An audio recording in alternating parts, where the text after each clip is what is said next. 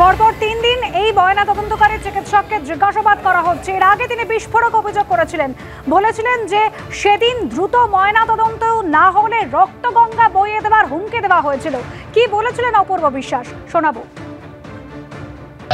Post-mortem করার জন্য মেয়ের টাকা পরিচয় একজন ছিল, যে বলেছিল ওই দিনকে পোস্টমর্টম না হলে রক্তগঙ্গা বইয়ে দেবে।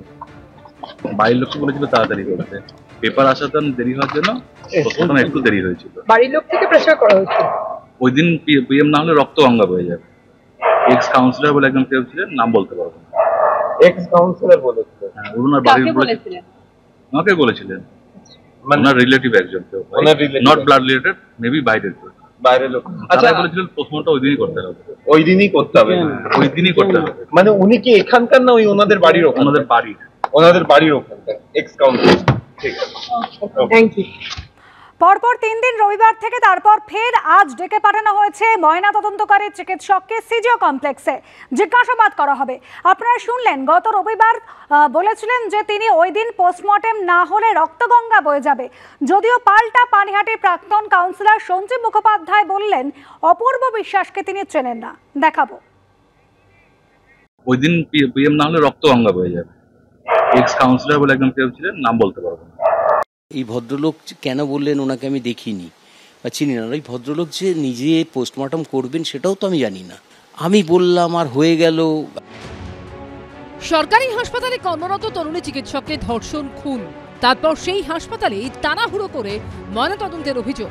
তদন্তে নেমে রবিবার সিবিআই জিজ্ঞাসাবাদ করে আরজিকর মেডিকেলের ফরেনসিক মেডিসিনের অধ্যাপক অপূর্ব বিশ্বাসকে, যিনি ময়নাতদন্তকারী দলের মাথায় ছিলেন। আর সেদিনই বিস্ফোরক দাবি করেন তিনি। ওই দিন পিএম না হলে রক্তগঙ্গা বয়ে যাবে। এক্স কাউন্সিলর বলে একজন কেউ ছিলেন, নাম বলতে পারবো না। এক্স কাউন্সিলর বলেছিলেন? হ্যাঁ, ওনার বাড়ির বলেছিলেন, আমাকে বলেছিলেন, ওনার রিলেটিভ একজন কেউ, নট ব্লাড রিলেটেড, মেবি বাইরের কেউ, বাইরের লোক। আচ্ছা, বলেছিলেন পোস্টমর্টম ওই দিনই করতে হবে।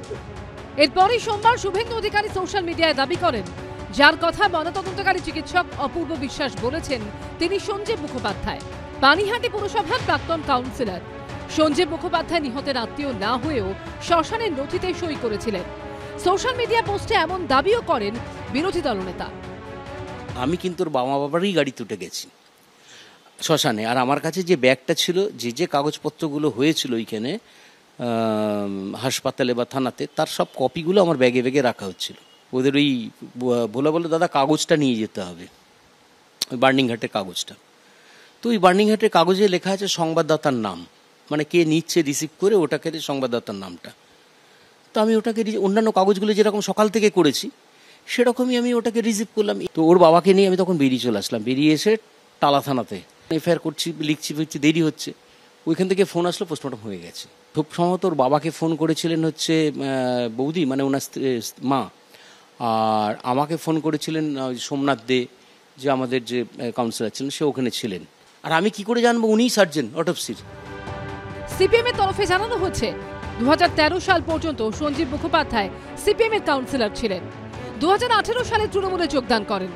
গত বিধানসভা ভোটে শাসক দলের হয়ে প্রচারও করেছিলেন সঞ্জীব মুখোপাধ্যায় সোমবার রাতে ফেরেন ওড়িশা থেকে। রাতেই যান পানিহাটির তৃণমূল বিধায়ক নির্মল ঘোষের বাড়িতে, যাকে সোমবারই জিজ্ঞাসাবাদ করেছে সিবিআই। সেখানে ছিলেন ব্যারাকপুরের সাংসদ পার্থ ভৌমিক এবং জগদ্দলের তৃণমূল বিধায়ক সোমনাথ শ্যাম। বহু আলোচনা হয়েছে, কিন্তু আলোচনার মধ্যে কথাই হচ্ছে যে অপরাজিতা শুড গেট জাস্টিস। আমি তো বাইরে ছিলাম, এবার চারিদিক থেকে রটছিল যে আমি নাকি পালিয়ে গেছি, এমন এরকম বিষয়। আমি তো 5 দিন আগে গেছি, তো সেটাই আমাকে ফোন করেছিলেন যে তুমি কোথায় আছো, আসলে দেখা করবে, এরকম আলোচনা না। আমাকে বললো যে এই যে ঘটনাটা ঘটেছে এটা নিয়ে কি বলছো, তুমি কি জানো। মানে কোনো স্বাস্থ্য দপ্তরে সন্দীপ ঘোষ বা কারোর সাথে আপনার কোনো যোগাযোগ ছিল না? কোনোদিনই ছিল না। আমি মর্গের বাইরে ওইখানে দাঁড়িয়ে কথা হলো।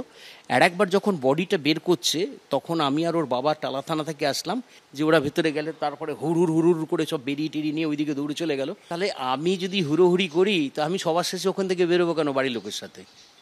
আর তাই যদি হয় বডি সেখানে চলে আসলো, এসে আমি কেন স্মৃতির মোড়ের ওখানে থাকবো, স্মৃতি থেকে আবার টালায় গেলাম। রবিবার সোমবারের পর মঙ্গলবারও ময়নাতদন্তকারী চিকিৎসক অপূর্ব বিশ্বাসকে জিজ্ঞাসাবাদ করে সিবিআই। সিবিআই সূত্রের খবর, ডক্টর অপূর্ব বিশ্বাসের কাছ থেকে তদন্তকারীরা জানতে চান যে কেন অন্ধকার হওয়ার পর সেদিন ময়নাতদন্ত করা হয়েছিল। তাহলে কি কেউ চাপ সৃষ্টি করে বা প্রভাব খাটানোর চেষ্টা করেছিল? এমনকি তার কাছ থেকে জানতে চান সিবিআইয়ের গোয়েন্দারা যে কেন সেই রাতেই তড়িঘড়ি ফরেনসিক স্যাম্পল কালেকশন করা হলো। সিবিআই সূত্রে দাবি 9ই আগস্ট ময়নাতদন্ত ও ফরেনসিক নমুনা সংগ্রহের সময় যারা উপস্থিত ছিলেন তাদের একে একে ডেকে পাঠানো হবে। সমীরণ পাল ও প্রকাশ সিনহার রিপোর্ট, এবিপি আনন্দ।